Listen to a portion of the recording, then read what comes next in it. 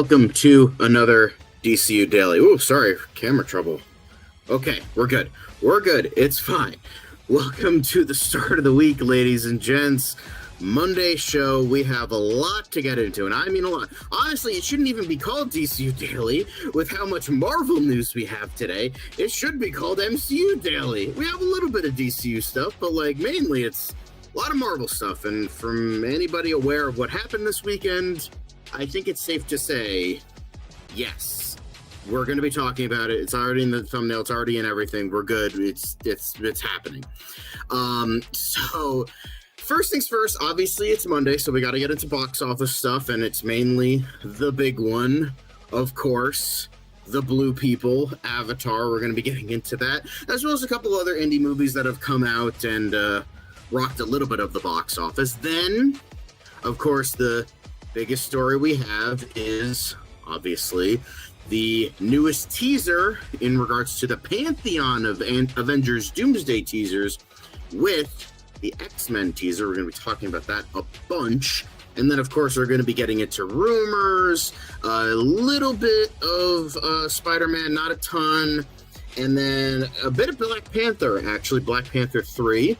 So we have that to get into, and then we have Movie Talk Madness. A couple trailers dropped today, and we're going to be talking about those. It's mainly TV talk tomfoolery, because both of them are for TV shows, but trailers, whatever, it works. It's fine. Then we have quick hits. Hopefully they'll actually be quick this time. And then we have DCU Daily. A lot of quick hits for DCU Daily, because it just boom, boom, boom, a lot of stuff. Hopefully we'll actually make it go by quick.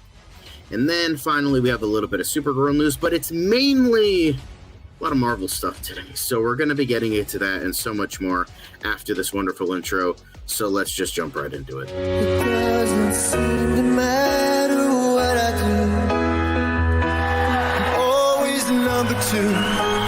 All right, mister, I need to paint my abs on to get nominated. You don't see Robert Downey doing that. You're kidding. Robert You're Downey. kidding. I can't open the envelope without the... Warner Brothers is heading back into the Matrix with a new movie in the works. Wonder what other surprises are in store. I want to be Bruce Wayne. I like that. You're gonna love me. There's the shot right there. That. Okay, we don't need to see Cole's. Right there. You look ridiculous. Well, not no more, he don't. What, dude? I can barely understand you. Your accent's insane. What the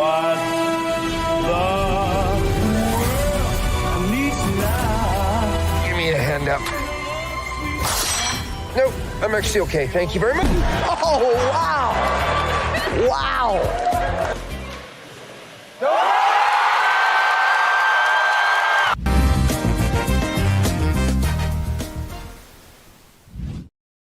There we go. Here we go. Let's start today's show proper. But before I get into that, let's walk into the side chat. Of course, Monique, of course, coming in with their dinner, as we seem to always be coming in when Monique is eating dinner. So hello, Monique. Hello, Tony. Hello, Game Freakness. Hello, Yash, one of the few times we agree, but we'll get into that later. Caleb, hello. And, yeah. So, let's get into it today. So, before we get into the more exciting news for people, we have to get into the stuff that's less exciting. And that is, fortunately, unfortunately, fortunately, well, Blue People, guys. We got to talk about the Blue People. Not the sad people or, the people by Eiffel 65, but Avatar. I have cookies, so, Anyway. Box office, Avatar 3, of course, dominates Christmas with 88 million for 760 million global crown. Timothy Chalamet strikes again. More like slaps again, because ping pong, I don't know. I tried. Anyway, so Fire and Ash, still killing it. It's grossing another $181.2 million overseas for a global tally of $760.4 million, including $217.7 domestically and 542.7 overseas. And with all of that, it will most likely be at $1 billion by the end of next week. And obviously, you still have the Disney mega hit with Zootopia 2. Hopefully that's working, because it doesn't sound like it's working. Anyway, but Zootopia 2 is still staying high, and it's now killing it at $1.420 billion. Nice. And then we also have Ella McKay still, not killing it whatsoever. And then we have Marty Supreme, the other Safdie brother that's doing a sport film drama. And it is Timothée Chalamet as the 1950s table tennis champion, and it had a holiday opening of $27.1 million, as well as $17.5 million this past weekend. And, it's going to be making headlines because it is now an Oscar darling, much like the Smashing Machine from Benny Safdie. So, thing is, James L. Brooks made some damn good movies in his prime. It's just he's been coaxing with that Simpsons money, so he doesn't really have to try anymore.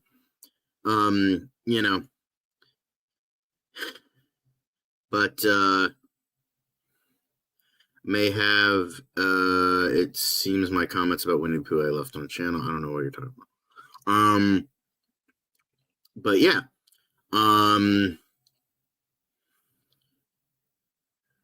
Interesting. Yeah, because you have terrible taste, Tony. Anyway, so that seems to be the big weekend thing this week, Avatar Fire and Ash still killing it, and this is, $760 million globally, sending franchise over $6 billion, the only trilogy to make $6 billion. Zootopia 2 killing it overseas, Wicked 2 tops $500 million, not as much as it could have, and then Anaconda and SpongeBob also enjoying some big debuts, not quite as many as the other ones here, but still doing quite well. But, that's not the only stuff that we'll be talking about in terms of the box office. We're obviously going to be getting into some other news in regards to Avatar. So, there's that. But James Cameron is going to become the first director, it seems like, to make 4 $1 billion films in a row. First being Titanic, second being Avatar, third being Avatar 2, and the fourth being Avatar 3. So the only thing we'll see with Avatar 3, can he also make 4 $2 billion films in a row? Because we'll see if Avatar Fire and Ash can get there. Maybe that could be the case. So we'll see how that is. Yeah, $6 billion just for the Avatar trilogy, because the first one made over almost $3 billion. The second one made like $2.123 billion, and now this one is heading on track to at least make $1 billion. I don't know if it'll make $2 billion, but James Cameron, don't bet against James Cameron, even if it is for blue people movies that aren't really all that great. But it's funny that literally James Cameron's best movies are all the ones that never made this amount of money. Because like first 2 Terminators, The Abyss, True Lies, Aliens, some of the greatest science fiction movies ever made, those don't crack it, yet Titanic and Dances with Wolves on Alien Planets do. Go figure. So, exactly. Although I have heard his Titanic documentary is pretty good, but I haven't seen it. Ooh, I'm kind of stuffed today. I apologize. Anyway, so congrats to James Cameron if he can get not only 4 $1 billion movies in a row, but 4 $2 billion movies in a row. That is true. If we're talking about productions, I think, he has a couple good ones, but directorial-wise, yeah, nothing since True Lies, but that's beside the point. Anyway, speaking of stuff that may or may not happen, but James Cameron has confirmed that if Avatar 4 and 5 don't happen, he will hold a press conference, probably the longest press conference in the history of mankind, to reveal plot details on what happened. He also contemplated making a book about it, writing a book, but people, he claims, don't read anymore. So he wants to hold a press conference instead. So there's that. But with all of this, I think, because there is the rumor, I don't know if this is confirmed or not, where like Disney, also hello, Elite Easy, nice to see you. There was a rumor that Disney was going to not do the sequels if this doesn't make $2 billion. So if this makes $2 billion, we'll get 4 and 5.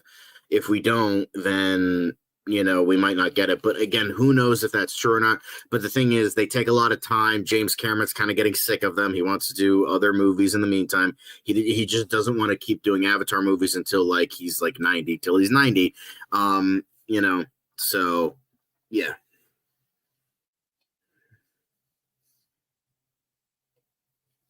Fair.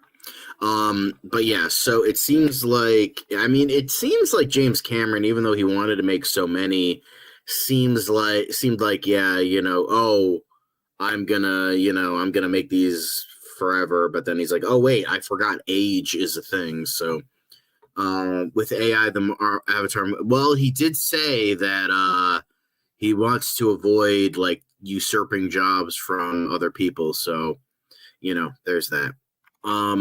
But he will hold a very, very, very long press conference. So the only thing that we need to be wary of is the fact that he did shoot some scenes for Avatar 4 because I think the first 20 pages or so are going to carry on from the third movie. But then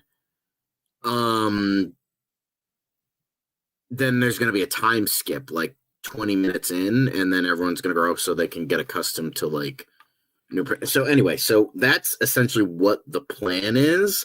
So he filmed a bunch of stuff for the opening of Avatar 4, but if this never gets made, then that'll never see the light of day unless it's a bonus feature on a re-release of Avatar Fire and Ash. So he said this specifically, here's what it is. If we don't get to make Avatar 4 and 5 for whatever reason, I'll hold a press conference and I'll tell you what we were going to do. How's that? Cameron's other fantasy is to novelize the Avatar movies and to write them himself, noting there's so much culture and backstory and lateral detail in these characters that's been worked out. I'd love to do something that's at the level of granular detail. However, he acknowledges there's no business model for it anymore. People aren't reading, as I mentioned before. But anyway, it might be good to have a canonical record of what it was all supposed to be. So, yeah, I can imagine, say what you will about the Avatar movies. Maybe they're the greatest things ever. Maybe they suck. Maybe they're deserving of their $2 billion box office. Maybe they're not. $6 billion in total. But, it's... James Cameron is an innovator. He's a filmmaker. I like him a lot, even though he is a bit egotistical and a bit of a douchebag, but that's beside the point. But, I'll take stuff from him rather than stuff from, blockbuster slop, like what fucking Doomsday is going to be. But, but it's essentially continuing what he's saying from before. James Cameron would love to write them, but there's no business model for it anymore. Essentially, it's just he's trying to do a sci-fi version of Lord of the Rings where he created this big, vast world, and then he's like, ah, shit, I can't. But the reverse where it's instead of novels into movies, it's movies into novels. And it's so expansive, he has to write it all down, which is what J.R.R. Tolkien did, except the difference is Lord of the Rings is actually great and will remain one of the greatest stories ever told. So, it's kind of not quite there, James, but we'll see. Yeah, I love Cameron despite Avatar. I agree. There is that. But anyway, But apparently Marty Supreme has cemented Timothée Chalamet as king of the Christmas box office, much to Dan's chagrin, because he has this ongoing strange hatred of Timothée Chalamet.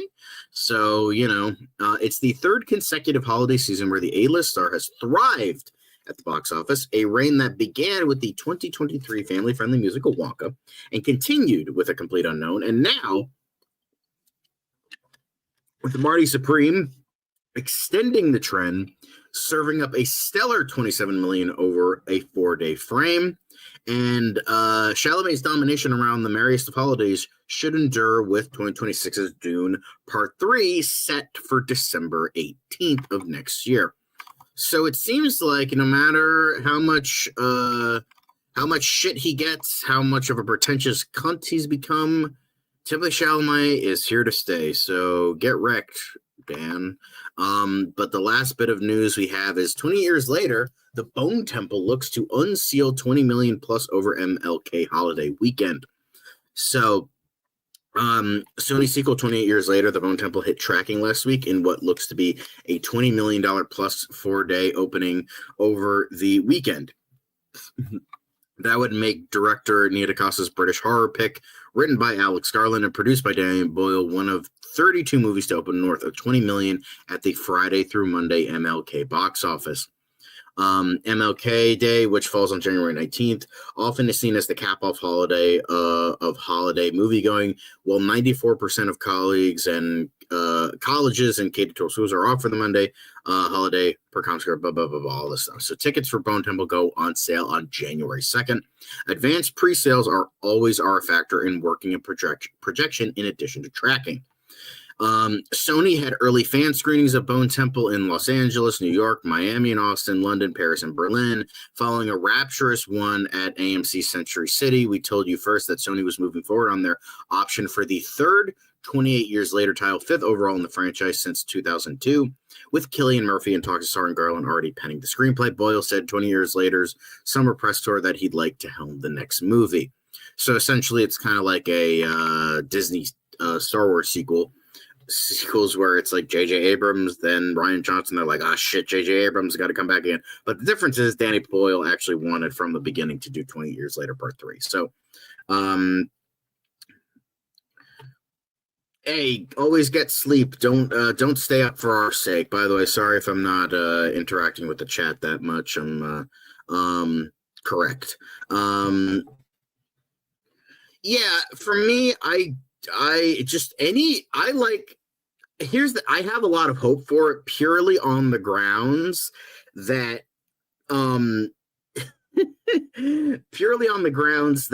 I prefer the 28 movies that aren't directed by Danny Boyle, aka 28 Weeks Later is my favorite 28 movie. So, it's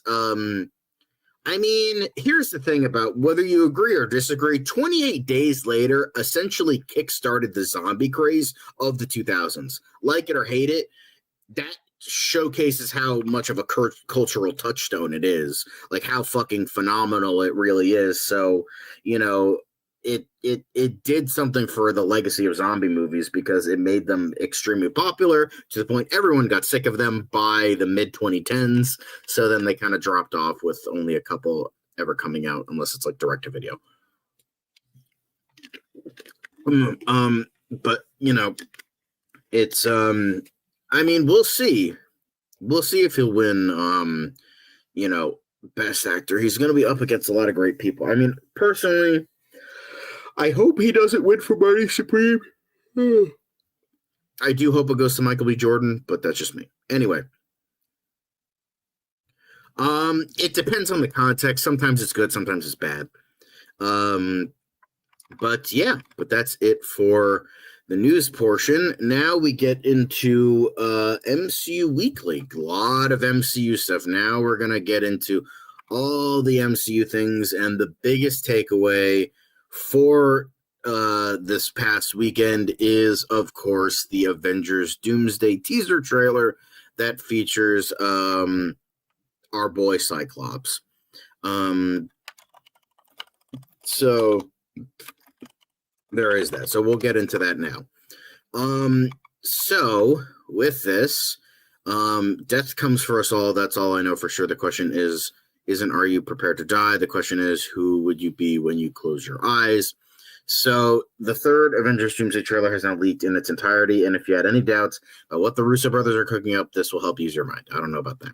Taking us into what appears to be the ruins of the X-Mansion, the classic Xavier School for Gifted Youngster sign is shown amid the rubble before we find Professor X and Magneto in the middle of a game of chess. The two old friends place their hands together in a brotherly gesture, and we see Charles Xavier in his classic X wheelchair like the one in the original X-Men movies, knock Doctor Strange in the Multiverse of Madness.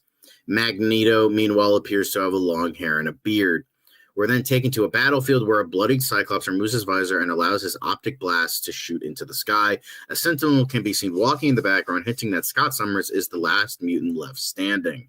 The teaser ends with the X-Men will return in Avengers Doomsday and another countdown to the movie's release next December. Between the nostalgia, Cyclops' comic-accurate costume, and the presence of the Sentinels, all signs point to the Russo brothers giving fans exactly what they want from this movie. As for these scenes fit into Avengers Doomsday, that's up for debate, but all does not appear well in the X-Men's reality, because of course not. Obviously, we're not going to be playing it because we don't want to get copyright infringed. But yeah, my quick thoughts on the teaser. Looks like garbage. It's essentially just doing, like, hitting all the right marks for all the people, for the lowest common denominator of fans. That's essentially what it is. Oh my God, it's got a comic accurate suit. Okay, bet. Most of the Fox X-Men movies didn't have comic accurate suits. You know, and those were some of the best movies of all time. So frankly, suck my dick. And this will undoubtedly be slop that won't resurrect the MCU back to the greatness it once was, but people will eat it up anyway, and it'll probably make $3 billion, because this is why we can't have nice things. Anyway, so for me, I saw the trailer. The X-Mansion stuff looked okay, but then the scene with, like, you know, Cyclops removing his visor and, like, oh my God, he's shooting the optic blast. We finally see him at full power. It is the most, like, the actual cinematography of the scene and, like, the actual visuals are some of the most dog shit visuals I have seen, and I pray to fucking God that it gets improved by the final movie, because if you release that, that's like X-Men Origins Wolverine levels of bad visuals. That is some dog shit visuals right there. Holy fuck, it looks bad. But hey, he's in a comic accurate costume and he's powerful. That forgives everything, I guess. And, you know, people also forgetting that James Marsden is a kitty diddler defender. So, you know, there's that. So frankly, James Marsden can go kick rocks. But anyway, what are your yes. Okay, Yash and I can finally agree on something. Hey, thanks, Yash. When does Liz get back? Fuck you, you're stuck with me. You're stuck with the Marvel hater. Lick my balls. I mean, here's the thing. Say what you will about the Fox X-Men movies. The cinematography was, for the most part, okay. I mean, it certainly looks better than most of the MCU. But, you know, yeah, it's still, you know, it's, you know, I get it. Here's the thing. The problem with all of this is that Infinity War and Endgame had a somber tone, and nobody actually died except for Iron Man and Black Widow, and that's like fucking it. So, you know, everyone was brought back, everyone went back to the status quo, and nothing was really felt. Anyway, you know, unfortunately, Cyclops didn't have the trunks. Yes, that's true, which goes to show why James Gunn is based. He gives us the trunks. Anyway, you know, it is a leaked trailer. Yes. You know, it's okay. You can always be kind, rewind. How much you want to bet, Professor? Yeah, because nothing, you know, Marvel loves nothing more than just to see Patrick Stewart die and die again. So, good times. Thank you. Thank you. I'd rather have that then a gray airport, 100%. Yeah, his weird visual style might be bad. I'll take that over. At least it's memorable, unlike, gray bricks and cement and big gray villains.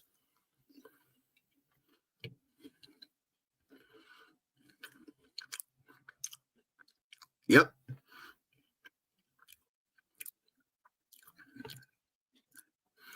Exactly. The cinematography is exactly what we've gotten with the Russo brothers in the past, and it looks like shit.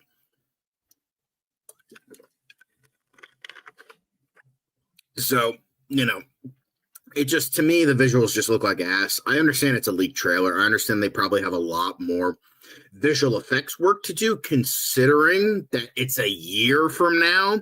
So I'm not complaining too bad, but I'm just saying the teaser looks like shit. Teaser looks like shit. This is why you shouldn't have released these so soon. You should have waited at least another couple months. Wait until the Super Bowl at least, so you could work this shit out, But anyway, this is indeed our first look at the comic accurate suit in Avengers Doomsday with Cyclops, although he doesn't have the trunks. So, we have, a Reddit. We're just gonna kind of scroll just a little bit in here because we don't want to get demonetized, but we have some X-Mansion stuff. We have a little bit, we have the game of chess with Magneto and Professor X. And so you have all this. I don't know what the red and blue thing here. Anyway, but we have, the X-Men will return in Avengers Doomsday. And, it just, for me, I just think of that meme from, this just reminds me of the meme. It's like, we're finally going to see the end of the Fox X-Men. And it's like, Sheen, this is the 16th time you've shown the Fox X-Men die at the hands of something.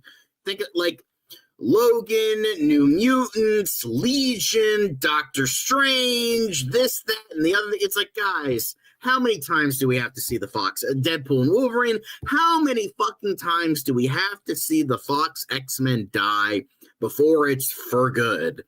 I get it. It's mimicking comics because comics, no one ever really dies except for the Waynes and Uncle Ben. But hell, even those fuckers were brought back in the comics eventually. So, yeah, the Sentinels were there too. I barely could see it, but I'll try to watch it again on my own time.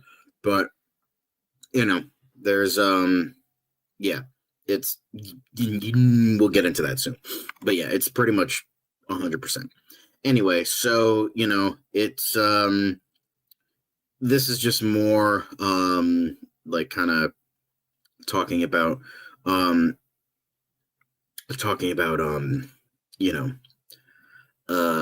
and more of the trailer, more descriptions and whatnot. So, yeah, and it still looks like crap. But, here, we have, allegedly, the X-Men world appears more in line with the ravaged reality seen in the Days of Future Past comic.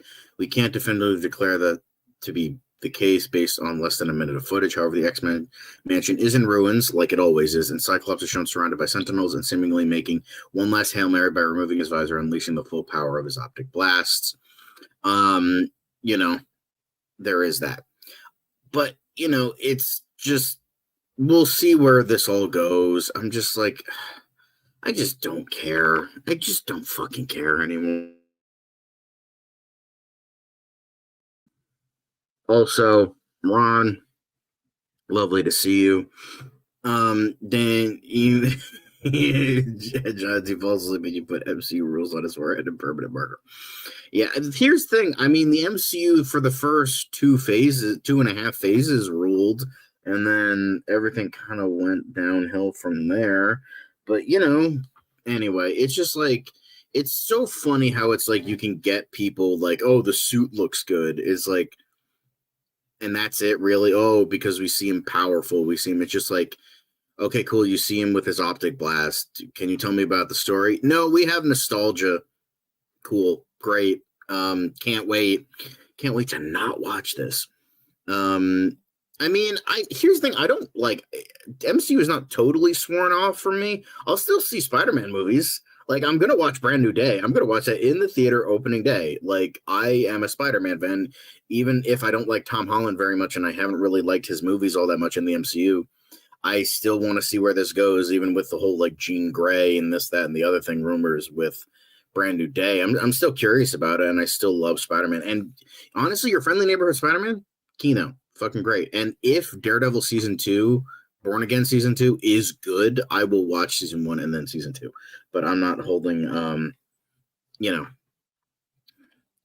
I'll still give it away. Yeah, but here's the thing: if you don't care, then don't watch it.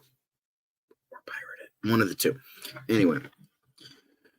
But, it's, yeah.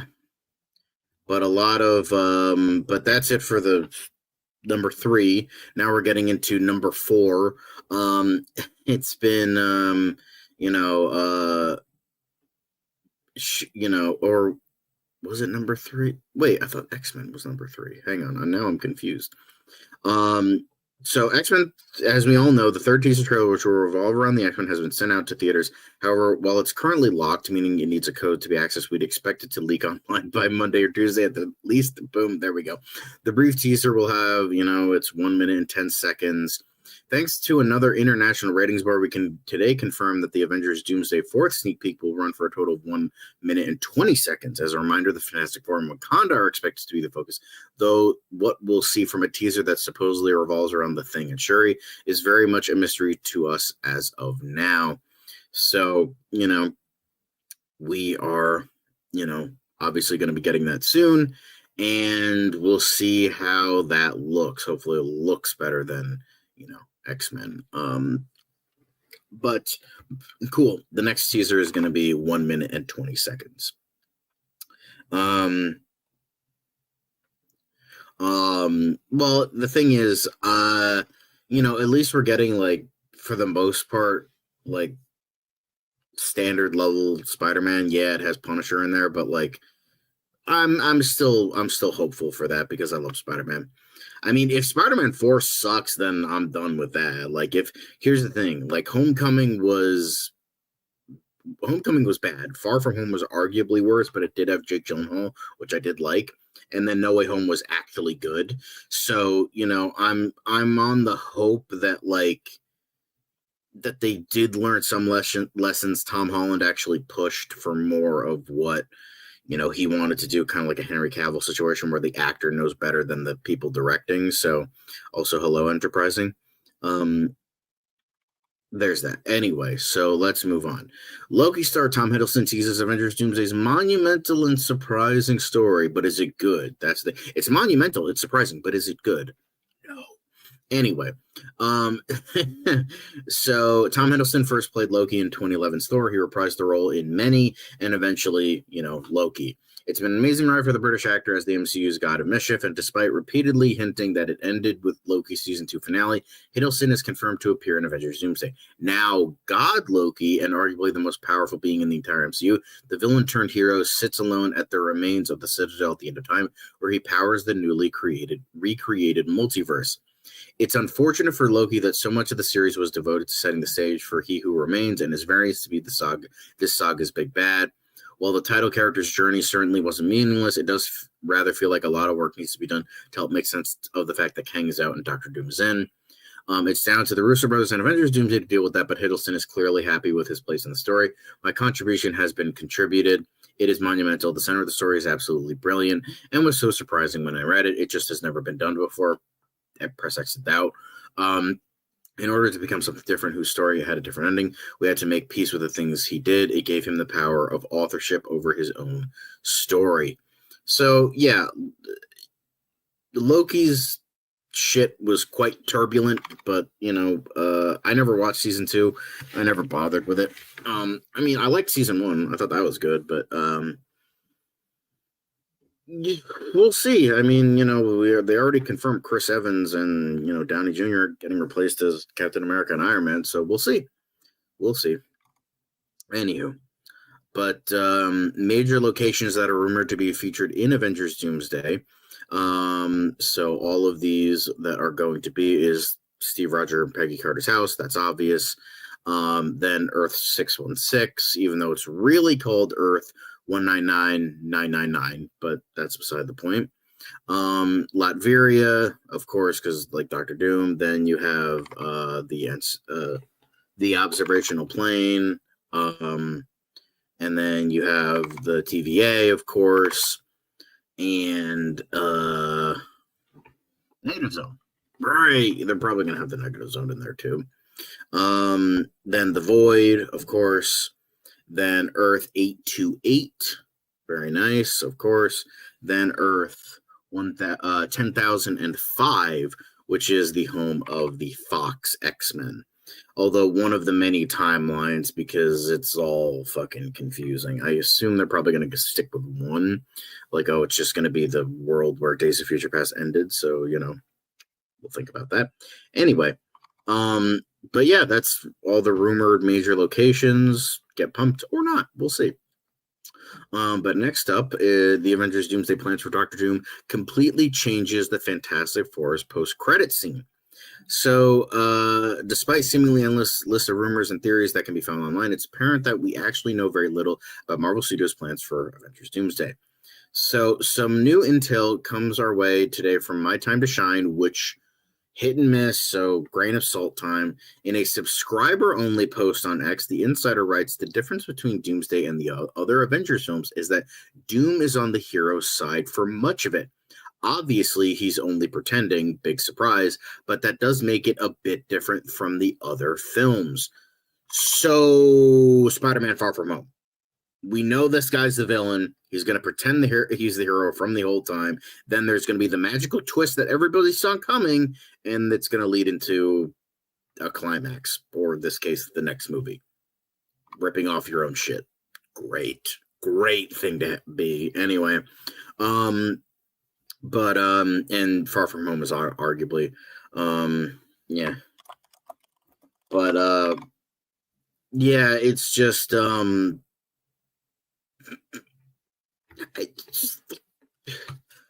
they pay these guys anything, or do they just like, here, fucking write every fucking thing and here you get paid $3?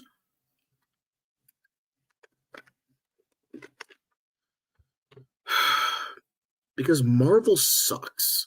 That's why. Okay? That's what it is now.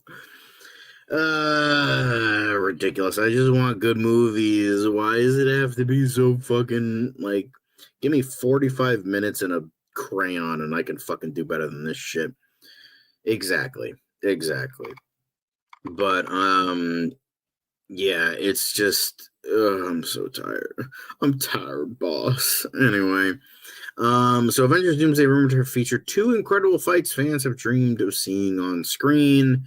So, the trades have confirmed that Ryan Reynolds will reprise his role as Deadpool, and Hugh Jackman's Wolverine surely won't be far behind.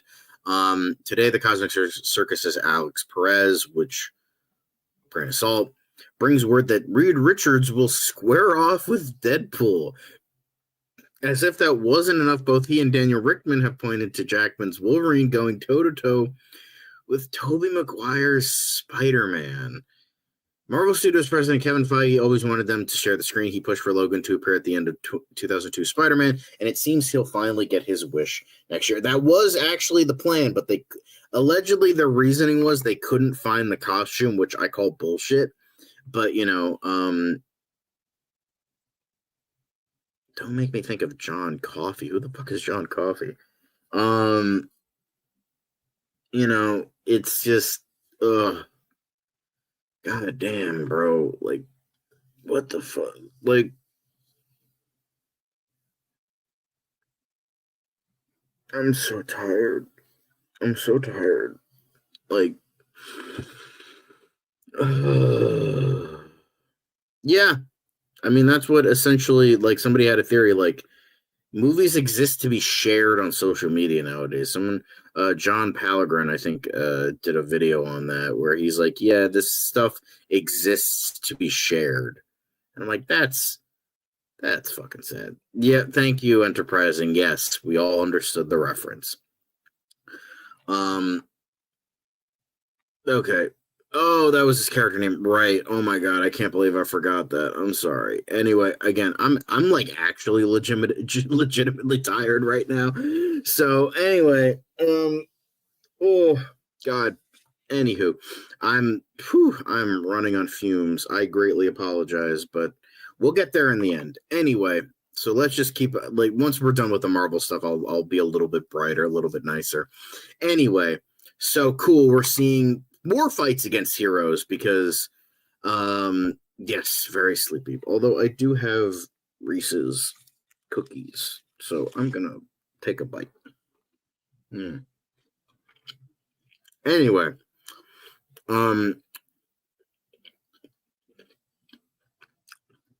but yeah, it's just like, why are we fighting heroes at this point? Like, what's the point here?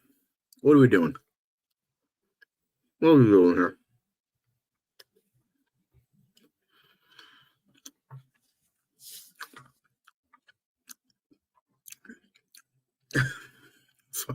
We'll jump in Marvel that point. Honestly, yeah, it's just like, here's the thing with Marvel for me. It's not like it's bad or the worst thing ever. Like I play it up, but it just, yeah, I'll be fine. Like I'm just very tired. That's all, and it's very warm in my room right now. Honestly, I might crack open a window. But it's just, you know, I'm more sad than anything. I'm not angry. I'm not upset, really. It just makes me sad. Like, as a fan, a person who's been a fan since they were a little kid, and then just seeing what this has become, it makes me sad. And the fact that people have no standards for themselves, like they see Cyclops like going furious with his optic blasts, and that's boom. Bend the knee to Avengers Doomsday, bend the knee to Slop because it has a suit that I like and him being powerful. Like that. Yeah. It just like that's and that's what it is. It's just like, I don't want to be like this. I want to be happy. I want to be like Liz, who will just eat anything and be happy about it. So, it just like, it makes me sad that like I can't enjoy this as much as ever. I'm sure people are going to go into Doomsday. They're going to adore every second. They're going to call it the greatest movie ever made. They're going to love it. But at the same time, it's like there's a war because like I want to enjoy it, but at the same time, I also want people to have standards for themselves. Like don't just eat everything and anything. Like don't get me wrong, like junk food can be good, but junk food is good in small doses and in moderation. Like have some kind of like standard for yourself. And that's the thing I'm thinking of when I read this news. It's just like it's just tiring. There's a lot of apathy. There's a lot of disappointment. There's a lot of sadness. And there's a lot of mix of feelings. And I know it may seem silly because we're just talking about movies, but for me, it's just saddening. It's just very, very saddening to experience all of this as someone who's been a comic book movie fan for a long time, for pretty much my whole life. I mean, my mom showed me the Christopher Reeve Superman movies. I watched the Spider-Man movies, the Tobey Maguire ones, in theaters. I eventually watched the Michael Keaton Batman movies on my own. I watched like some Teen Titans, some TMNT, some Justice League. Like I watched all that as a kid, and then just evolving into something like this, and then have it come crashing down so easily because they think they know better and wasting so much money on it, and and we eat it up anyway. And it's just, it's saddening. I'm not mad, but I am sad. I'm not mad. I'm just disappointed. Yeah, that's essentially what it is. It makes me sad. That's all. I'm sorry that this got real for a second, so let's move on before this becomes a therapy session. So next up, here's when the first full Avengers Doomsday trailer will be released. So obviously the latest one gave us a look at the X-Men. We know many of you are eager to get a traditional trailer, and Trailer Track brings word today that we can expect it to be released during the next Super Bowl on February 8th. They believe it will be a massive event, and this definitely wouldn't be the first time that an upcoming Avengers movie has been spotlighted during the big game. Paying for a pricey TV spot during the annual sporting event is a great way to reach the general audience and create strong buzz online among fans, which James Gunn failed to do. Just saying. Chances are that the big Doctor Doom reveal is being saved for this teaser because as of now, we don't expect the Multiverse Saga's new big bad to be highlighted. The final tease set to release next weekend. So there's no question whatsoever that we're hearing at this point that the Avengers Doomsday full trailer will debut during the Super Bowl. It will be a massive event. Now, here's the thing. Take this with a grain of salt. Obviously, it's not for sure. It's so likely at this point. Hell, we thought it was likely for Superman. Look how that turned out. But with the Super Bowl, it just makes sense. That is true. I never watched it, but yeah, I heard it was kind of mid. The thing I hate the most in cinema as a whole is when movies are fake and insincere. Yeah. Why do you think Thor: Love and Thunder is my least favorite movie of all time? Because of how fake and insincere that movie is. So,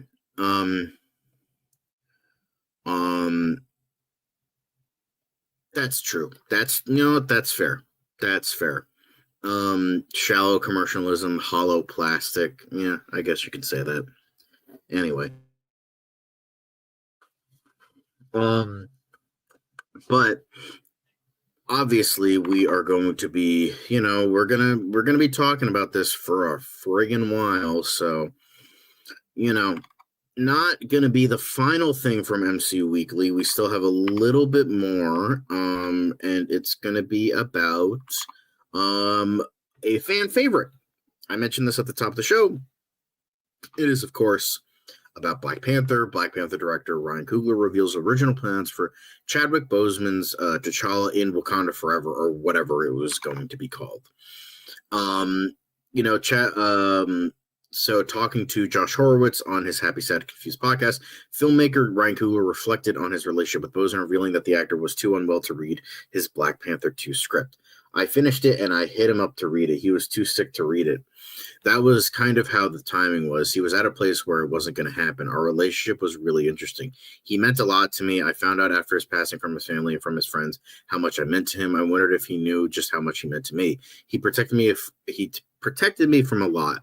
Our relationship was one of a lot of protection, I was convinced on the toughest days on Panther that I was going to get fired. I would say it all the time. If the actors were taking their time to get out of makeup, I'm like, yo, you got to hurry that up or they're going to fire me. One day he took me to the side and was like, yo, stop saying that. I was like, man, I really feel that way. He was like, look at me. I would never let that happen to you. I would never let that happen to you. Looking back, he was always protecting me. One of the strongest people was having his strength taken from this disease that damaged me, bro. Probably irreparably, to be honest with you. But I love that script. I put so much into that version of the movie. I felt like I had gotten to know Chadwick as a performer. I threw a lot of Chad in the first Panther, but I realized I was just scratching the surface. Now I know what he can do. I'm going to push him to the limit. So this is what he said specifically. And remember, guys, if you can, get your colon checked. Get a colonoscopy. Nip this thing in the bud before it gets to this point. Remember that. Anyway, it was like a 180-page draft chock full of them. The big thing about the script was this thing called the Ritual of 8, where when a prince is 8 years old, he has to go spend 8 days in the bush with his father, and amongst those 8 days, they have to go into the bush without any tools. The prince has to listen to everything that's asked of him by his father, but the rule is that for those 8 days, the prince can ask the father any question, and the father has to answer. During the course of those 8 days, Namor launches an attack. He had to deal with somebody who was like insanely dangerous, but because of this ritual, his son had to be like joined at his hip the whole time. He was engaging in negotiations, fights, and his son had to be there. or he'd have to violate this ritual, which had never been broken. That was what the movie was with Black Panther Wakanda Forever. I got a chance to make a movie about women. I love that movie so much. So honestly, it sounded like a really interesting idea. It could have been something great. I think,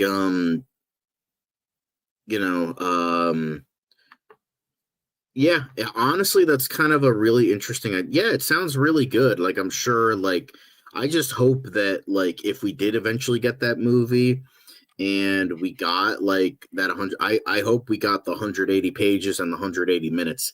Because the biggest problem I have with Black Panther is that it feels like a 3-hour movie in a 2-hour running time, and not in a good way. And that's the biggest problem I have. The structure is the problem. I kind of felt that way with Sinners. Not quite as bad, but it was still obvious that, like, he was cutting some stuff and it just didn't work. But, I would love to see T'Challa fight Namor. That would have been awesome. It sounded great. They should have stuck with this idea and cast Black Panther recast. Yes, I know what you meant. But honestly, because the thing is, I would say go to the family. And the family said recast him. Like, it's okay, you can do that. But like Kevin Feige was like, no, we're not going to recast him. And it's just like, I don't know. It just feels weird. And I will say this. I've said this many times in the past. I will keep saying this. I think Chadwick Boseman, from what little I know of the man, he seemed like a good person. And he seemed like he cared about this role a lot. And I feel like he wouldn't have wanted the live action portrayal of this character to die with him.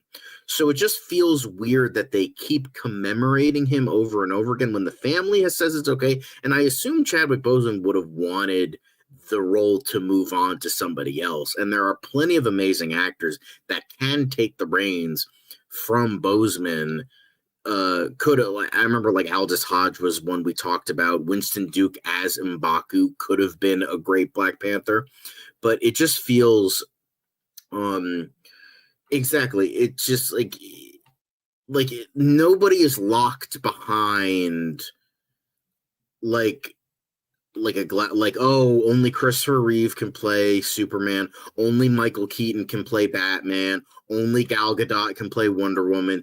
It's just like the whole point of like interpretations of different characters, different runs, different writers, different artists can take these things and copy paste them to like different eras, different times in their life, with different strengths. How this writer writes this version of the character, or how this writer writes this version of the character during this time in their life, during their rookie era, during their veteran era, during this era, during that era, or in an Elseworld story where this thing happened that was different, and you could make a movie about that. It feels so strange that like only Black Panther is locked behind this glass. That Chadwick Boseman's the only one that can play. And I feel like if Chadwick Boseman if he was alive and heard that, he would be like, that feels wrong, But I get it. And don't get me wrong, Reeve is the embodiment. Depending on the person, Keaton or Bale is the embodiment of Batman. Linda Carter is the embodiment of Wonder Woman. A lot of people say that. But at the same time, you gotta let things go. You gotta let things move on. And I think Chadwick Boseman would have wanted another great actor to, come take the reins and have have another great talent be exposed, have a career because of it, So exactly, that's not how things should work. But yeah, but his idea sounded really good. But apparently Black Panther director Ryan Coogler revealed that Sony blocked him from using Kraven the Hunter. So talking to Josh Horowitz on his Happy Sad Confused podcast, the filmmaker revealed that Marvel Studios had already chosen Eric Killmonger and Avengers Age of Ultron's Ulysses Klaue as Black Panther's villains when he came on board. However, when executives started wondering whether Klaue was the right fit, it was then that Coogler brought up an old fan favorite of his, Kraven. No, Michael B. Jordan was always going to be Killmonger. dismissing speculation that Creed star almost played Kraven. When I took that job, Joe Robert Cole, who's my co-writer on both the Panthers, he had been working with Marvel, and they had a line. So when I showed up, it was like, hey, we have our villains. Our villains are Claw and Eric Killmonger. That had been decided upon. Maybe that was due to Ava DuVernay's version, because she was the original director and she left because of creative differences. So, maybe she picked those and they ran with it, or like that's just how the natural progression of things was. Anyway, the outline of villains was Claw and Killmonger, but they weren't sure. Claw felt slightly modular to them, and obviously it was the great Andy Serkis, so I'm hyped to work with him. He continued, I wanted to base it on the Christopher Priest run of Panther, and his run starts with Panther and Kraven in the kitchen. That's the first thing. It's Ross, Panther, and Kraven fighting in the kitchen. I'm a big Spider-Man fan, especially Spider-Man the animated series. Kraven is in that. He is also great in the books. I was like, yo, can I have Kraven in the movie? They were like, we don't think so, but let us check. So they hit Sony. So Sony was like, absolutely not. We have to save him for a really stupid spin-off movie that will not make money and kill our Sony Spider-Man universe without Spider-Man. They came back to me, yo, we can't do it. So I was like, okay. So honestly, that could have been cool. I mean, I still don't really like how Ulysses Claw, who's a pretty big villain in the comics, was killed off after essentially 2 movies. So that's kind of lame, but yeah, Sony wanted to make a whack-ass movie. I enjoyed Kraven the Hunter, but not because it's a good movie. It's hilarious schlock. Essentially what I'm saying. Also, hello, Nelson Moreno. Lovely to see you. I agree with Dark Elite. Tough to recast at the time. I actually think they handled it well, as long as they take this opportunity to recast him now, not the baby, the actual T'Challa. Sitting our hands on the worst major Hollywood studio in the creative. I don't know. I think Disney is catching up to them. But honestly, that could have been awesome. But oh well, we got Claw and we got him die after 1 movie because we can't have nice things. Anyway. But now, guys, let's get into something a little bit quicker. Now we got to get to the quick hits. So let's get into those quick hits. And really... oh, wait, no. I apologize. Not quick hits. We have a bit of movie talk madness. I apologize for that. Boom. There we go. Apologies. We're getting into movie talk madness. Is 5-star flip what is even Rhino? Stupid. That's what it is. And I love every second of it. Anyway, but obviously we're getting into movie talk madness now. First thing is One Piece Season 2 teaser trailer for the holidays. Cool. I don't fucking watch this show. I don't watch anime. I don't watch adaptations of anime. So, cool, I guess. Trailer was fine. I don't really care. Next up, Malcolm in the Middle, Life's Still Unfair gets debut trailer. Never watched a single episode. Don't really care. I'm happy that the fans are getting this because some are excited, some not. Cool.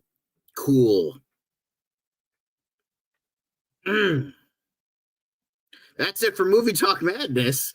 I have nothing to say. Decent trailers. I'm not going to watch either of them. I haven't watched One Piece season 1 and I don't plan on it.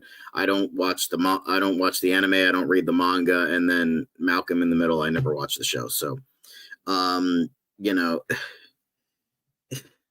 I mean, they have Dewey. They just recasted him because the guy doesn't act anymore. So, there's that.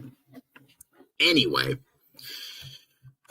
now let's properly get into the quick hits. Now we're getting into the quick hits. See, the Movie Talk Madness. That was cool. Anyway, now let's get into quick hits. First things first. Beyonce becomes a billionaire, joins husband Jay-Z on Forbes elite list. Don't care. Avengers, Doomsday, and Spider-Man Brand New Day are 2026's most anticipated movies according to Google. Yeah, no fucking shit. Makeup artists, Frankenstein leads Makeup Artist and Hairstylist Guild Awards nominations over Wicked for Good, Sinners, and others. Good. Deserved. Gary Oldman, Sirius Black, visited the Harry Potter studio with his grandchildren. Oh, look at this wonderful little thing here. Ain't that nice? Ain't that sweet? Lovely to see. Anyway, Claudia Winkleman talk show set up at BBC. No fucking clue who that is, so I don't care. Sadie Sink says she's keeping so many Spider-Man secrets ahead of Brand New Day. Yeah, no fucking shit. Last of Us Season 3, Danny Ramirez's character being recast. Yeah, if I had the choice between the MCU and an adaptation of one of the worst video games in the last 20 years, I'd pick the MCU. It might be slop, but I'm getting more money. Anyway, Stranger Things Season 5 gets review bombed amid Will's coming out scene. It's not because he was coming out, it's because the scene was 45 minutes for no reason and, ahead of Armageddon, but, we have to stop to reveal that this character's gay that we've known since the beginning is gay. Cool. Don't care. I'm not excited to watch Season 5. Next up, New York Mayor-elect Zohran Mamdani plans star-studded New Year's Day inaugural party. Miss Rachel, John Turturro, Louise Guzman, and the Kid Mero are among the entertainment names on Mamdani's inaugural committee. Cool. Don't care. Bunch of rich people at a rich people party. Don't care. Lucasfilm's updated Star Wars map lets you travel to a galaxy far, far away. Don't care. This was the stupidest fucking thing. James Cameron offers a scathing assessment of David Fincher's Alien 3. He was talking about the twist, how both Michael Biehn's character and Newt died in the beginning of the movie, and you could say a lot about this movie, much like how Alien 3 is better than the last 4 movies combined. So, frankly, James Cameron, suck dicks. Anyway, what's your favorite Spielberg movie? You had Jack Black and Paul Rudd talking about their favorite Spielberg movie in this little clip. Obviously, I can't, showcase it here, but here we are. They're talking about Spielberg and how great he is. He was also talking about Nolan, how Jack Black is an unabashed Dark Knight fan. Very nice. Happy 20th birthday to The Da Vinci Code, Casino Royale, and Failure to Launch. Well, 1 out of 3 ain't bad, because Casino Royale is the only good movie out of the 3 of these. Anyway, next up, Heated Rivalry stars Connor Story and Hudson Williams to narrate erotic romantasy series for Quinn exclusive photos. Yep, don't care. Heated Rivalry 97% on Rotten Tomatoes is one of the best TV shows of 2025. Press X to doubt. No more clowning. We're coming to the cottage. I assume this is another Heated Rivalry reference, and I don't care. So now, for our final quick hit, we have some actor doppelgangers. Pedro Pascal, the daddy of the MCU and the daddy of Hollywood, looks like Burt Reynolds, except way less sexist and a prick. So, Pedro Pascal might not be as good of an actor, but he is certainly a better human being. Next up, we got John Hamm and Jason Isaacs. I mean, if you're blind, sure, they look similar. Next up, Mark Hamill, Sebastian Shaw. We have said this many times. Sebastian Shaw was Darth Vader. Whoopsie-daisies. Anyway, Sebastian Stan, we have said this many times. If you're planning to do a young Luke show, movie, whatever, just get Sebastian Stan instead of doing some dog shit CGI. Please, for the love of God. Next up, we have Christopher Walken and Rutger Hauer. I mean, kind of, sort of, I guess. Matt Damon and Jesse Plemons. I mean, Jesse Plemons was infamously known as Meth Damon for years, but ever since he lost his weight, he kind of looks less like Matt Damon. But, then you have Ansel Elgort and Julia Stiles. That's just fucking mean. Then Natalie Portman and Keira Knightley. It's been known for years. I mean, Keira Knightley literally played the decoy in Phantom Menace and Attack of the Clones. Like, come on now. We've known this for a long time. And then Mila Kunis and Sarah Hyland. Yeah, they look pretty similar. Kit Harington and Christopher Abbott. I legit thought they were the same actor for a little bit, not gonna lie. Then you have... This is what it was leading to. I fucking knew they would pull this joke. God damn it, John. God damn it. I knew they would pull this. Anyway, but that is it for the quick hits. God damn it. A fucking Randall Park John Krasinski joke. They fooled us again. Anyway, but thank you for watching the quick hits, and thank you for watching the news portion of anyway, okay, now we got the giggles out. Anyway, thank you for watching the news portion of the show. We're going to be getting into the DCU Daily side of things, so let's be #blessed from the beginning and get into DCU Daily proper. It's another project that's been blessed from the beginning. There's the shot right there. That. Okay, we don't need to see Right there. Hey, buddy. Eyes up here. Now you want to get nuts? Let's get nuts. Here we go. Victory mine. Ask me how am I doing? I'm telling you, really, I'm doing sublime. I never wait in the stewardess line. I just go do it. I'm moving my time. Really had nothing to do with it. How am I moving? I'm moving like you want to shine. Follow my lead. Don't listen to lies. I had to put me all in the line. That's why I know that victory's mine. I prefer Jared Leto. Hunka hunka.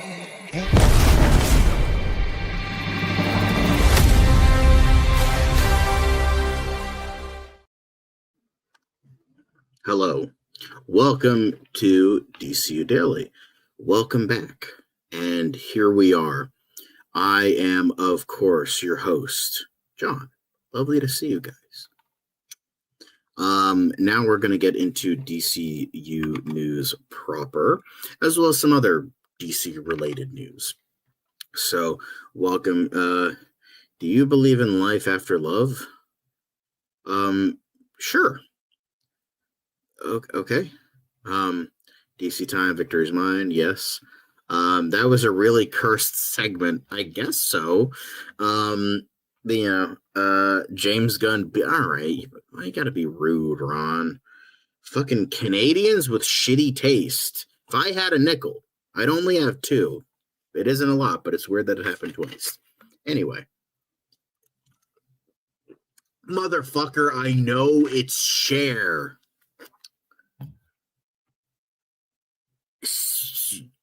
Bitch, I was there when it was written. The fuck you mean? Are you really? I grew up with 3 women in my house. You're really gonna believe that I don't fucking know who Cher is and what her fucking music is? Come on now. This ain't fucking amateur hour. Get out of here. Get out of here. Anyway, let's get started. And before I do that, I have to go through all the Facebook links and close out of my group chat so you don't see my personal conversations, because Dan doesn't understand to not put Facebook links up anymore. Anyway.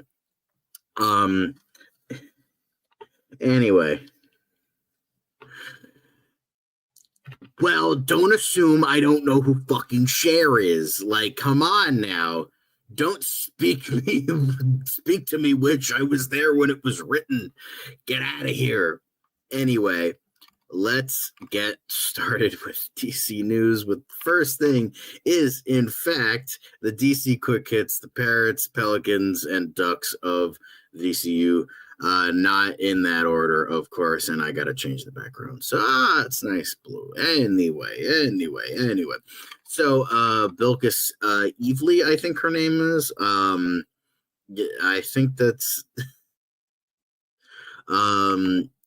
celebrating Supergirl, Ruthie, and the release of the trailer with some of my favorite pages for Supergirl Woman of Tomorrow. It feels like yesterday when I was working on all those panels inspired by the words of Tom King and how brilliant Matt Lopez is. Honestly, the only good part about this fucking comic at this point is your art. So you got inspired by shittiness and produced greatness. Way to go. Like, look at this goddamn art. Look how fucking great. Like, this shit does not deserve to be in a comic like Woman of Tomorrow. Like, damn. Like, look at this. The movie is going to look nothing like this. I guarantee it's just going to look like a brown shitstorm. Yeah, I know. But here's the thing. Here's my theory. This is John's theory time.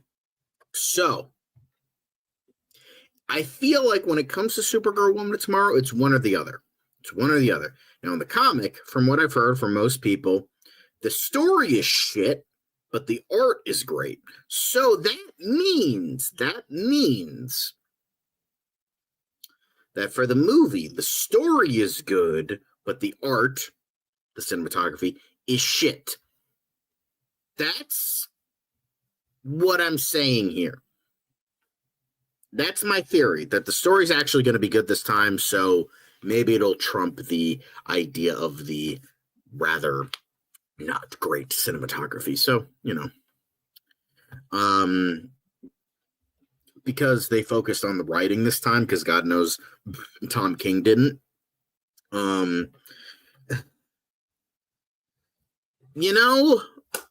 I'm gonna be hopeful for it. I don't have a ton of hope, but I have more hope. Let's pray that Anna Naguera can turn shit into gold. I've known a lot of people that have read the comic and have not liked the comic, and these are big comic book fans. Like, I know 3 really, really big comic book fans that have all read the comic, and they have all said it is at best boring and at worst dog shit. So, anyway, so let's hope the movie is good. At worst, we can just look at the pretty pictures of the comic. Next up, we have Zack Snyder reminiscing once again. The immensely talented Ray Fisher bringing Cyborg to life. Shame that he has no more career because he had to call out Jeff Johns for being an asshole. So now he has no career outside of Zack Snyder movies. So sorry, buddy. You didn't deserve it. You were actually pretty good in the movie. So that's not saying much, to be fair. Next up, so reminiscing once again, but next up, Absolute Superman has officially debuted a brand new suit from Martha Kent and Jonathan Kent. Absolute Superman is, of course, the very, very different alternate continuity of comics. Batman is the one that kind of receives all the love, but now it seems like Superman is getting some leeway and he's getting a new suit. And it seems like the suit looks very similar to to like the overall vibe that we're giving off here. So, it seems like they're going from like the very like alien Krypton suit to the more like homemade suit, which is very cute. Like, here is a better look at it. So yeah, I think for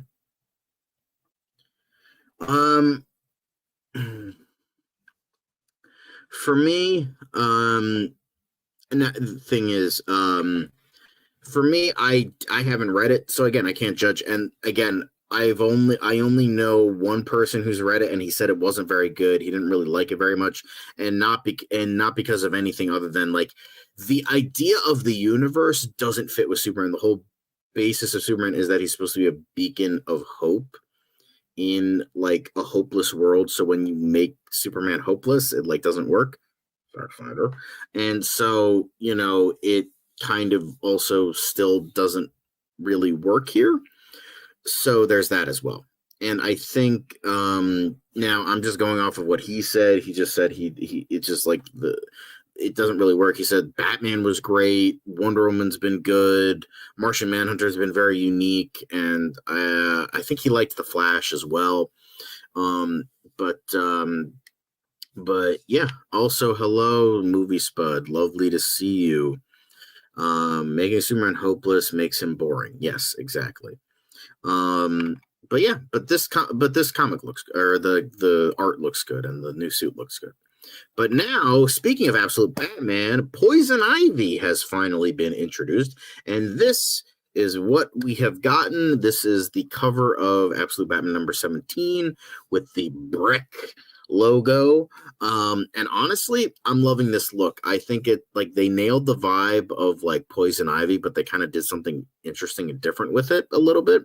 It kind of looks like birds, because she looks like she has feathers on her neck and on her shoulders and on her thighs, or it could just be like different plants, I guess. But and also you got like the Hamlet thing going on a little bit.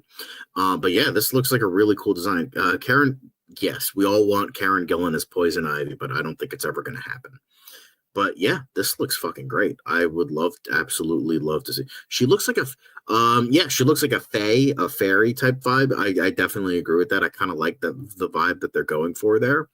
But yeah, I like this look. Like, I don't know if I'll ever read the absolute line. I've heard it's good, but I don't know. I just I'm iffy on it. So, yeah, good stuff though. But next up, we have a very cute little whoa. Apologies if you can hear the wind. It's very windy out right now. But Dick Tracy Rogues Gallery, go follow them on Instagram because they created this funny little comic with Superman and Crypto. You owe Mr. Terrific a big thank you for the nice gift, Crypto, and it shows a T-sphere in his jaw.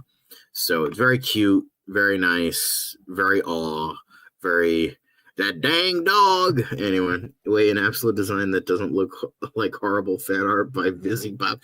Ouch. All right, goddamn. I mean, don't get me wrong. I liked some of them. Like Wonder Woman looks good. The vibe of Martian Manhunter is really good. So and I liked Wally West's Flash also good. So very cute, very nice. Next up, we have some. So as we all know, by the way, we're going to be getting a Superman Spider-Man crossover, much like the first ever Marvel DC crossover way back in the day was between Superman and Spider-Man. So, and we got a bunch of art because of that. Now these are the one posting this is Mundo Aracnido. This one is the Golden Age Superman with, I think, the introduction of Spider-Man, how he looked in Amazing Fantasy number 15. Then I think this is the Ultimate Spider-Man, like the one that's currently Ultimates, and then the Absolute Superman. And then you have the Black Suit Superman and Venom, the Black Suit Spider-Man, as him holding Venom. And then this is Miles Morales and I believe John Kent Superman. Then you have Silk and Supergirl. Then you have Spider-Man 2099 and Superman Beyond. Then you have Bizarro and Venom. And then you have pretty much modern iterations of both. You have a modern Superman and then a modern Spider-Man. So then you have Power Girl and Gwen Stacy. You have a Fleischer Superman and Spider-Man, or Fleischer Superman and Spider-Man Noir. And then you have Mayday Parker and young John Kent. And then I think this is supposed to be like Superboy when he was initially young Clark Kent, and then like Peter Parker when he was like just starting out fighting crime. Very cool. And then we have Kingdom Come Superman and what was the name of that Spider-Man comic? It was like hold on, Spider-Man leather jacket comic. I forgot what the name of it was. What is the name of that comic? I always forget what it's from. Last Stand. Spider-Man Last Stand. That's what it's from. Daily Bugle, Daily Planet, Peter Clark. Yep. Love to see it. So this is from Spider-Man Last Stand, which is supposed to be like the final Spider-Man story. And then you have Kingdom Come, which is like the final Superman story. So very cool. Then you have Connell, Superboy, and Ben Reilly.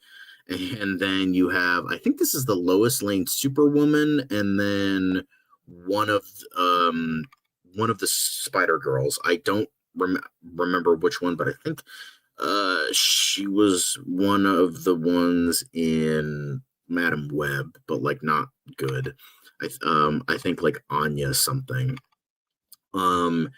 Then you have, Peter and Clark, and that's it. This is really fucking cool. This is honestly one of the, Spider-Man Last Stand is essentially like a like kind of edgy Spider-Man story where it's like Spider-Man is like against the law, and he's kind of like, it's kind of like Red Hood vibes a little bit. It's like I think Mary Jane died or something, and now he's like accused of being a murderer, and he's like on the run, but like Peter Parker still lives like a kind of normal life, but he's like jaded and cynical. So I've heard it's pretty good, but yeah, Spider-Man Last Stand. I could show you at the end what it is, but yeah, this is really fucking cool. Honestly, I might share this because I'm actually part of this group. So yeah, this is awesome. This is great. But yeah. But next up is the top 10 movies of 2025. Now, these aren't the movies we're going to be picking for tomorrow's tier list. If that wins, we're going to be picking different ones. But number 4 is, of course, Superman 2025. That's why we're talking about it. It's in the top of it. Even got above Sinners. Now, I don't know. This is based on transactions on the platform from January 1st to December 18th, 2025. So this is based on transactional stuff. So yeah, I think Edgelord meets the future. Honestly, kind of, yeah. But I think this is purely based on box office because, yeah, I can't imagine that it's Superman is below Wicked for Good, but above Sinners. That's a little pushing it, but I think this is purely based on box office. But yeah, very cool, very nice, lovely to see. Next up, DC. Now, if you don't know what these are, DC's compact comics are essentially like kind of like manga-ized comics. They're essentially like way smaller, way more compact, so it's easier to fit on a shelf. And easier, and they're a bit cheaper than other comics. And so they can fit on your shelf. You can fit a lot of them, and they're usually pretty much not the same size, but for the most part, in terms of height, they're the same size, but in terms of width, obviously they're different. Oh my, Dark Knight Returns, the only Batman. Yeah. Honestly, I might get some of these because I know someone who is getting these, and he's like, these are fucking awesome. So these are the ones. Now, I don't know which ones have already been a part of this, but but anyway. So these are the ones that are going to be available. Supergirl ahead of the movie, obviously. Supergirl One of Tomorrow is going to hit January 6th. Batman Gotham by Gaslight is January 20th. Batman White Knight is February 3rd. Nightwing March 3rd. The Flash Rebirth March 17th. Batman The Dark Knight Returns April 7th. Green Arrow Year 1 May 5th. Gotham Central May 19th. Superman Red Sun June 2nd. Batman Under the Red Hood June 16th. Batman of Batgirl of Burnside July 7th. And Gross Injustice 2 July 2nd. In addition, Panini Comics will release 3 separate compact editions. Challengers of the Unknown in January 22nd. Justice League Another Nail February 19th. And JLA A League of One March 19th. So these are going to be the covers. So Supergirl One of Tomorrow, Gotham by Gaslight, White Knight, Nightwing, specifically Leaping into the Light, written by Tom Taylor, Flash Rebirth, Dark Knight Returns, Gotham Central, specifically written by Ed Brubaker, Green Arrow, Year 1, Batman Under the Red Hood, Red Sun, Batgirl of Burnside, written by Cameron Stewart. Then you have Injustice Gods Among Us Year 1, written by Tom Taylor. And yeah, so that's very exciting as well. So if you guys want to get your hands on these are the release dates. These are really cool. These are really cool. Yeah, they're trying to make comics a little bit, more accessible to people, and especially manga on the rise. These kind of have that vibe. I don't know if it'll get more people to read, but they're definitely more. They're definitely easier to read. The Red Sun comic is great. The movie fucking sucks, but Gotham by Gaslight. I haven't read it, but I watched the movie, and I remember liking it. People like Injustice. They like the edgy Superman crap. So, it was a good game though. It was a great game, just not very good comics. Not a very good story either. Anyway. Moving on, of course, but DC Superpowers. We have Guy Gardner. DC Studios Superheroes features Guy Gardner, Tara, Jesse Quick as the Flash, Black Lightning, and Tula as students. Martian Manhunter and Mr. Terrific serve as their teacher. So this is essentially kind of like a Justice League action, DC superhero girls kind of thing, where it's like not actually like a real story. It's just like taking these characters and putting them in like a high school university kind of setting.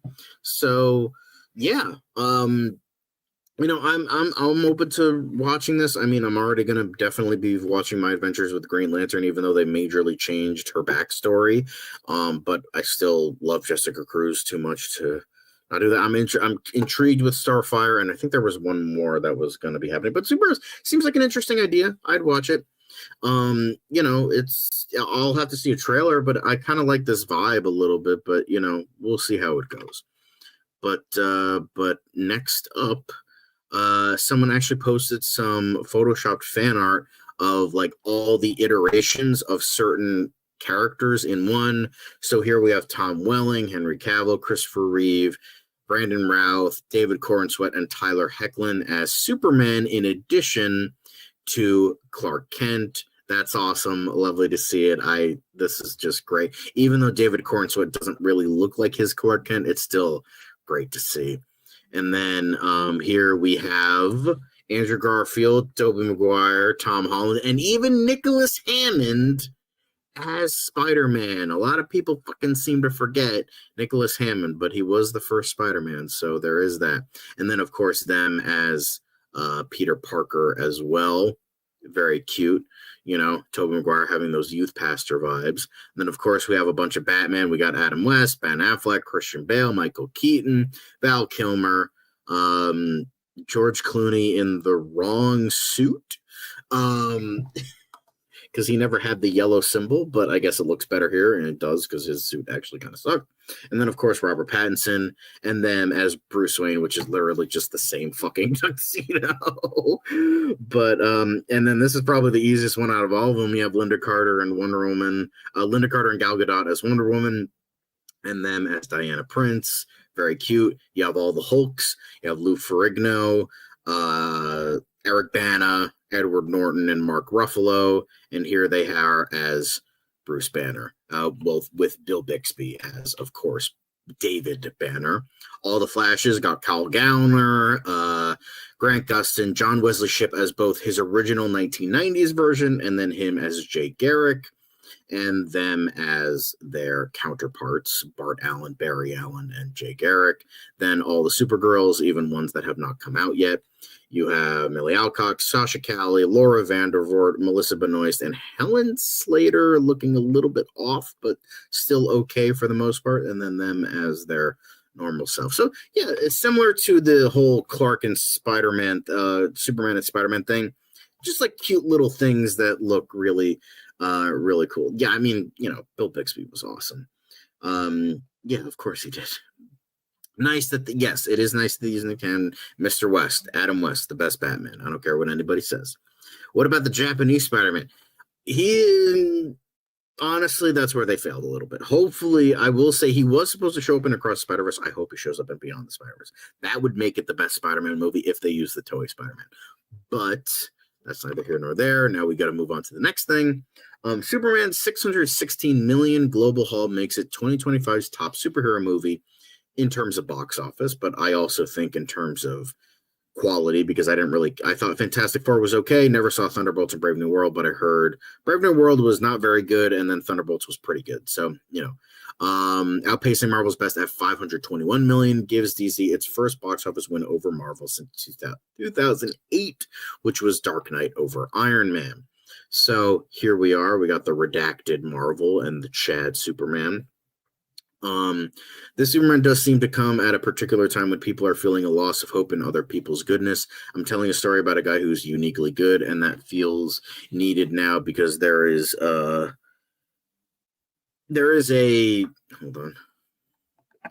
meanness that has emerged due to cultural figures being mean online.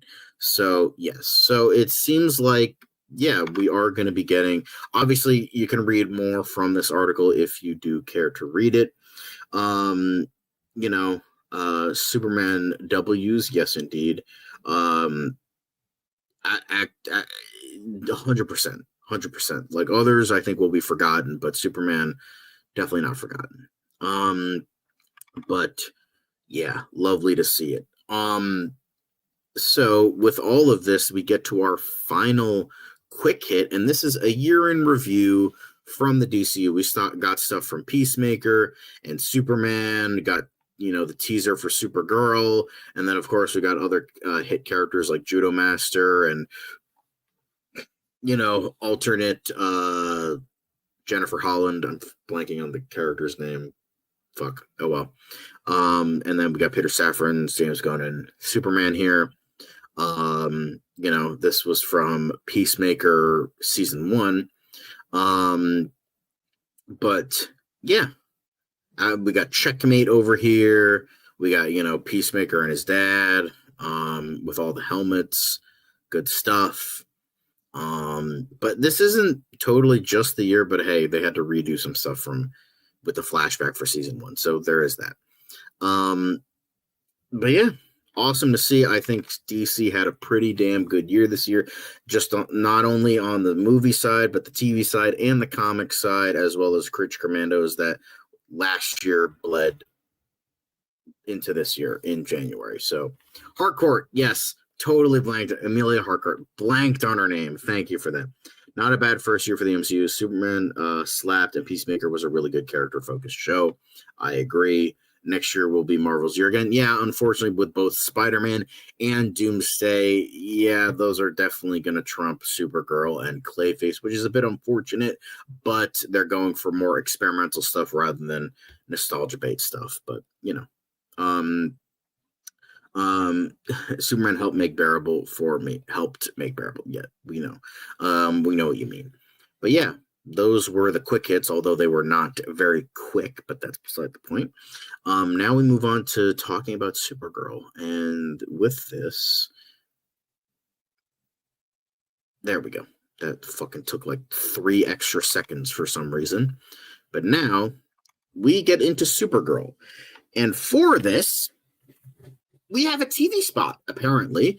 And new Supergirl TV spot teases a wild ride for Millie Alcock's spunky Kara Zor-El.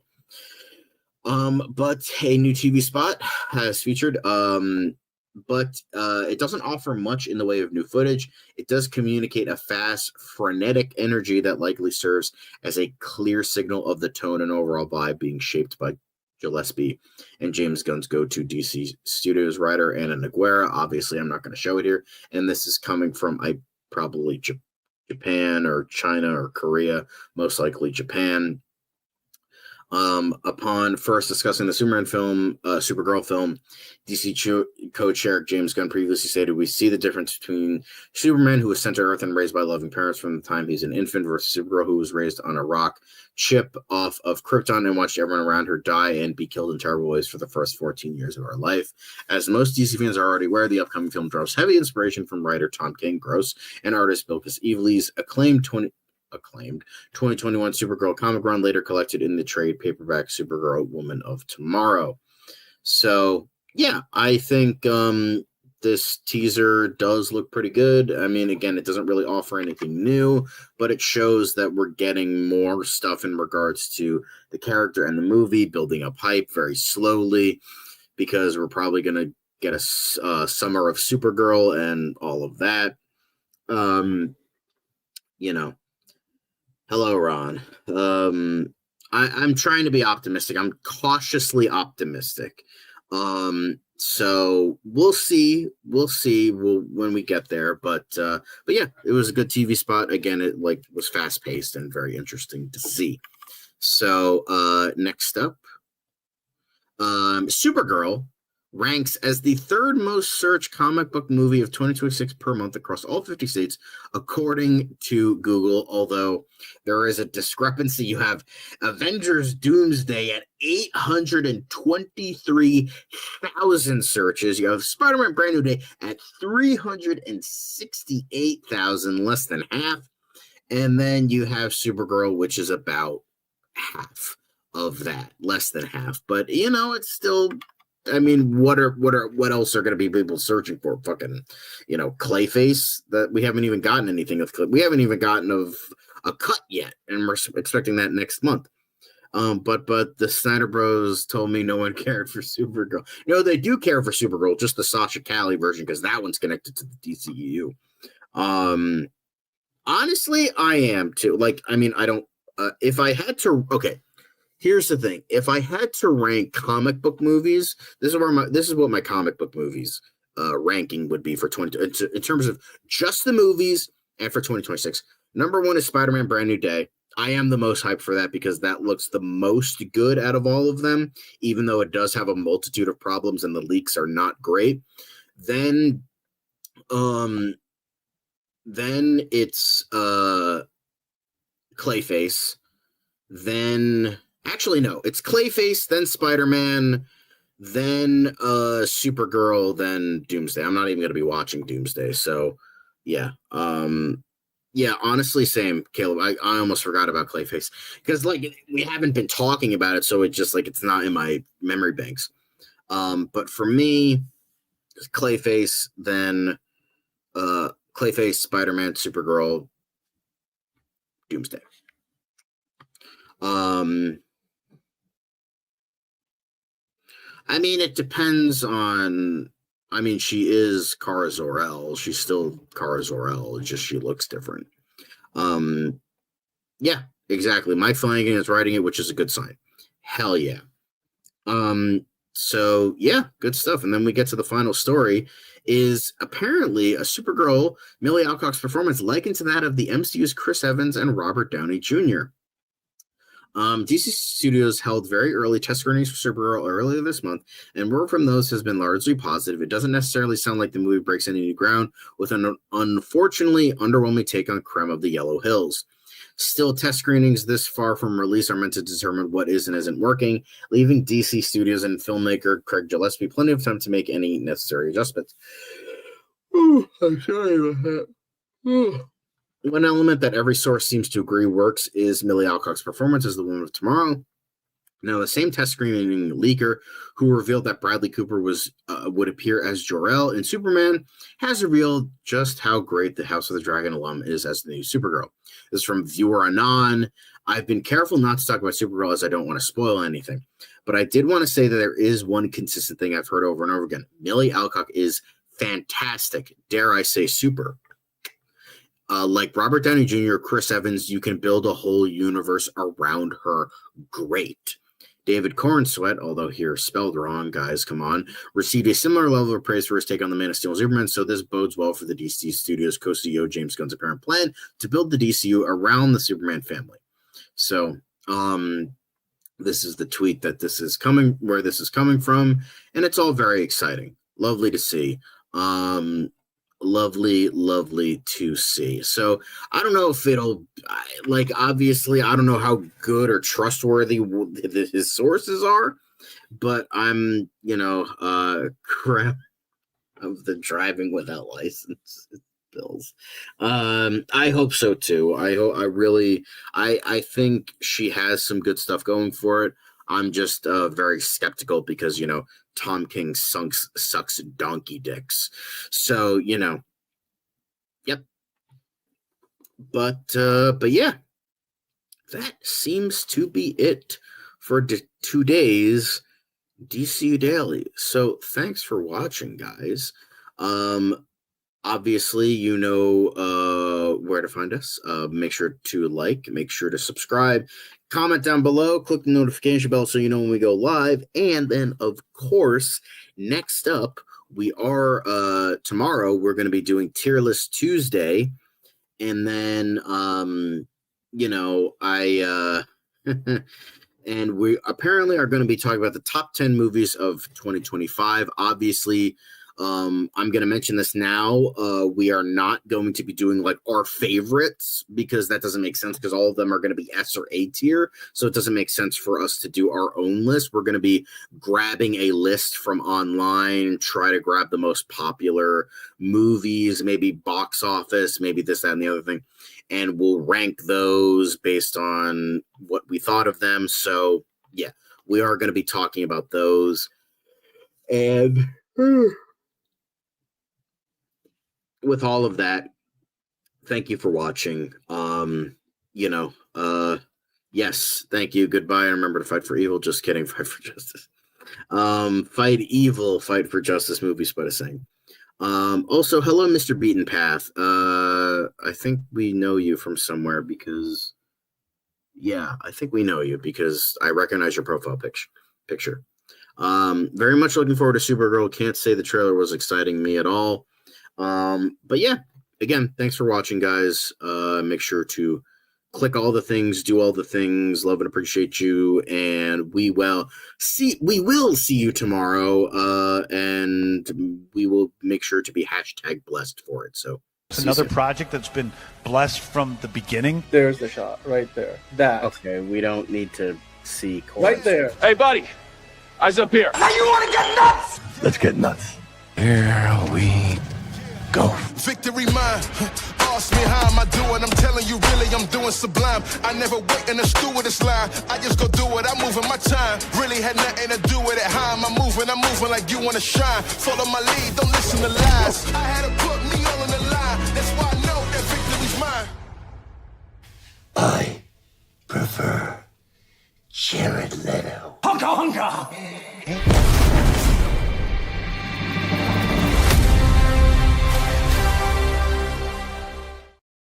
And remember, fuck Jeff Snyder and fuck